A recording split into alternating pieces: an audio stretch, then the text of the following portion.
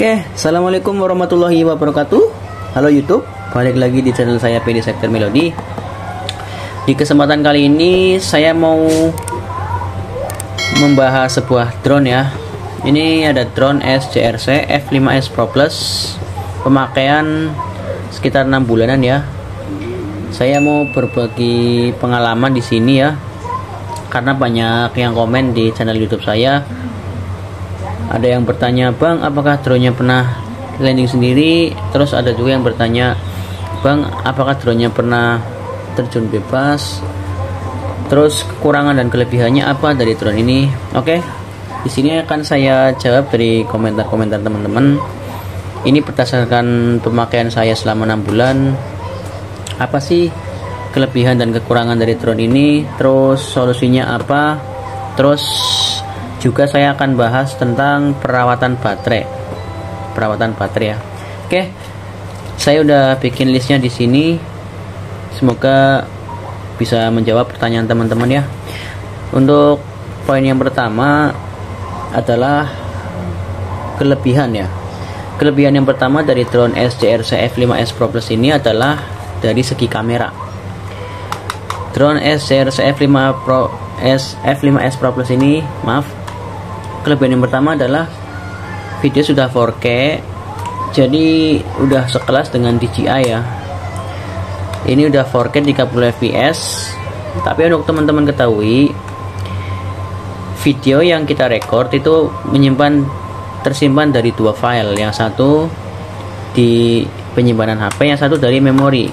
Dari memori di sini ada slot memori teman-teman. Nah, sebelah sini itu kelebihan yang pertama, video sudah 4K. Terus kelebihan yang kedua, bentuknya. Dari segi bentuk ini sangat simple dan ringkas ya, nggak besar jadi nggak makan tempat. Apalagi kalau buat teman-teman yang nggak suka ribet, drone ini cocok banget buat dibawa kemana-mana. Disakuin juga masuk ke tas juga simple. Itu kelebihan yang kedua, simple dan ringkas. Ya, kelebihan yang ketiga, drone ini sudah menggunakan sistem kabel ya. Ya, di sini nanti di paket pembelian ada 3 macam kabel. Ada TFC, terus buat iPhone, terus yang satunya micro.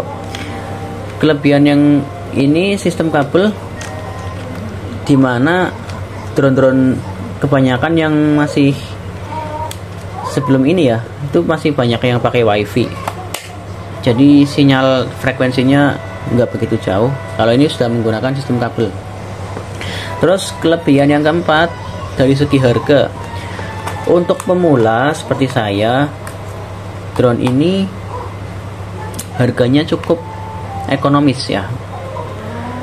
Cukup ekonomis, tapi hasil videonya lumayan. Menurut saya udah lumayan banget. Apalagi kalau yang udah pinter edit, pinter color grading, itu udah lumayan banget. Dari segi harga ini, saya dulu pembelian satu baterai itu kena 2,4.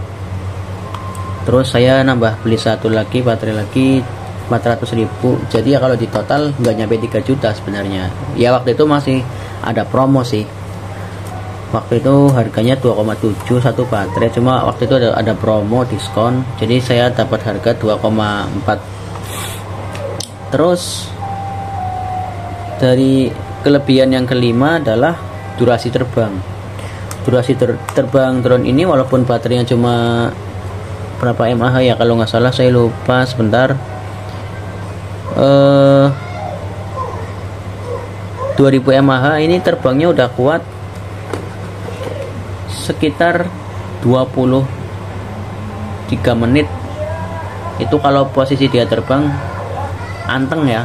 Tapi kalau buat main manuver, buat record video ya 18 menit atau 19 menit, 20 menit lah, itu paling lama. Itu kelebihannya ya teman-teman. Tadi kelebihan yang pertama, videonya sudah 4K, terus bentuknya simple, terus yang ketiga sistem kabel, yang keempat harganya terjangkau, yang kelima durasi terbangnya lumayan cukup lama. Itu dari kelebihan yang poin utama dari kelebihan ya. Terus yang kedua, kekurangan dari drone SCRC F5S Pro Plus ini apa sih kekurangannya? Itu yang pertama, gimbalnya sering macet teman-teman ya, gimbalnya sering macet. Ini yang saya alami ya, yang saya oke. Dulu drone ini sering banget posisi di atas ya, posisi di atas, gimbalnya sering macet. Jadi udah terbang di ketinggian berapa tuh gimbalnya bener-bener error, mati. Saya turunin kamera, naikin kamera, dia antek gini aja, tetep nggak mau gerak sama sekali. Kita majuin, jadi videonya tuh gimbalnya bener-bener mati, macet. Itu kekurangan yang pertama. Terus kekurangan yang kedua, landing sendiri ya. Ini review jujur dari saya, drone ini pernah landing sendiri, bener-bener landing. Terus saya tangkap, untung nggak apa ya, terjun di pasir. Terus kekurangan yang ketiga, suara bising. Ketahuilah teman-teman, ini drone sekelas buat pemula ya, bukan buat drone yang mahal-mahal seperti DJI gitu. Suaranya sangat bising, ini kekurangannya ya. Itu kembali ke kebutuhan teman-teman ya, maksudnya suara bising itu mengganggu atau justru teman-teman seneng gitu. Suaranya sangat bising karena di jarak 50 ketinggian 50 meter aja suaranya udah kedengeran. Beda dengan DJI jarak 8 meter suaranya udah nggak kedengeran. Nah, terus dari kekurangan ini apa sih solusinya? Nah, saya akan kasih solusi. Ini yang saya lakukan ya. Yang pertama tadi kekurangannya gimbal macet. Gimbalnya sering macet saat di atas ya. Saya kasih minyak yang buat tukang jahit itu, tetesin di sini. Terus di sela-selanya saya tetesin, tapi jangan kena lensa ya. Dan alhamdulillah sekarang sudah lancar, udah nggak macet lagi. Dulu waktu sebelum dikasih minyaknya saya nggak tahu namanya ya, pokoknya dari tukang jahit itu kalau dikayak bunyi krik krik, ini juga bunyi. Tapi sekarang setelah saya kasih minyak nggak bunyi lagi ya. Terus kekurangan yang kedua, landing sendiri ternyata solusinya adalah dari segi baterai ya teman-teman. Kalau mau nerbangin drone ini, kalau bisa baterainya dijemur dulu, dikenain sinar matahari 1-2 menit biar agak anget dikit. Insya Allah kalau diterbangin nggak bakal landing sendiri. Ternyata solusinya di situ teman-teman. Itu saya pelajari saat saya di Bromo, saya terbangin. Jadi di Bromo itu kan suhunya sangat dingin dan baterai ini benar-benar beku. Terus langsung saya masukin, ya nggak beku-beku banget sih ya, cuma kerasa dingin itu. Saya masukin, saya nyalain, take off. Sempat ngalamin dia terjun landing sendiri gini dari ketinggian 10 meter. Saya tangkap. Terus saya ganti baterai yang kedua, saya angetin dulu nih, ada sinar matahari, saya jemur dulu bentar, udah agak anget nih, baru saya ya nggak jangan panas-panas banget ya, jadi menghilangkan bekunya itu, saya tancapin lagi normal. Jadi kesimpulan yang kedua, kekurangan yang kedua landing sendiri itu yaitu karena baterainya lembab, agak beku.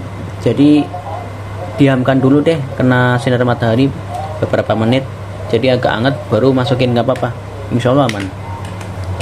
Jadi jangan kita datang ke wisata atau kemana langsung nyalain gitu, take off, jangan.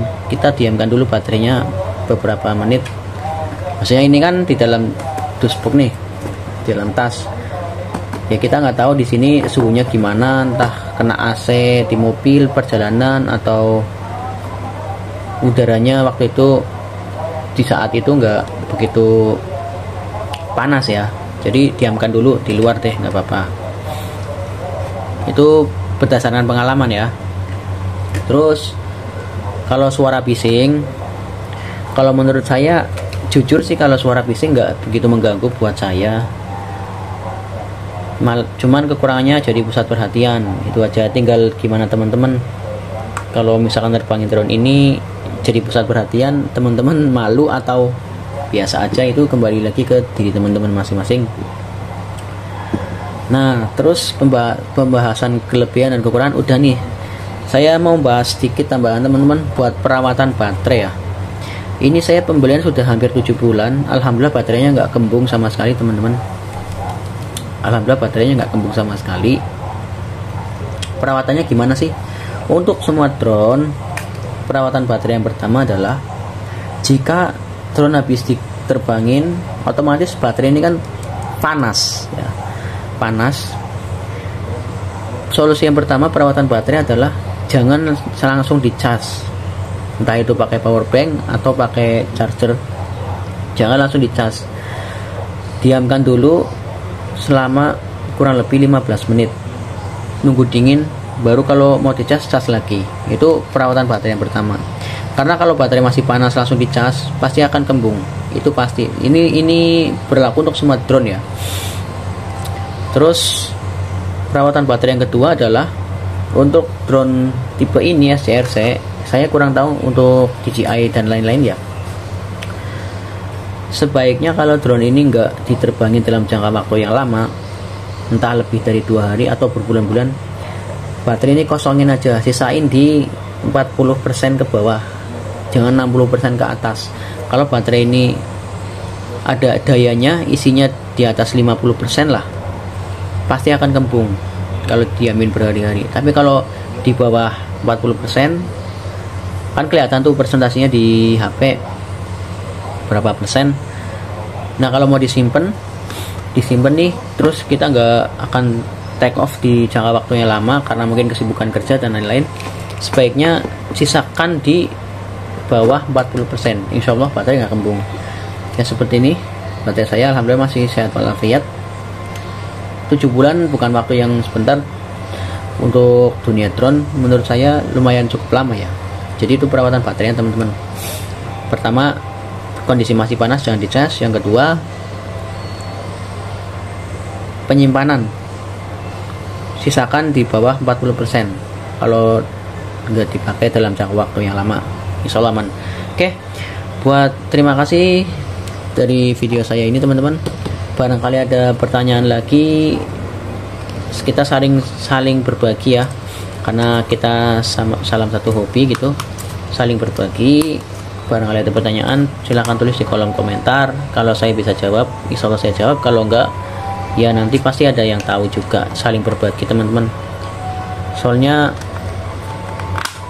kalau kita mau beli sesuatu kan harus lihat reviewnya dulu ya. Oke, terima kasih yang sudah nonton di channel saya. Silakan bantu like, comment, dan subscribe. Terus barangkali ada yang mau bertanya lagi, silahkan tulis di kolom komentar. Saya akhiri videonya. Wassalamualaikum warahmatullahi wabarakatuh.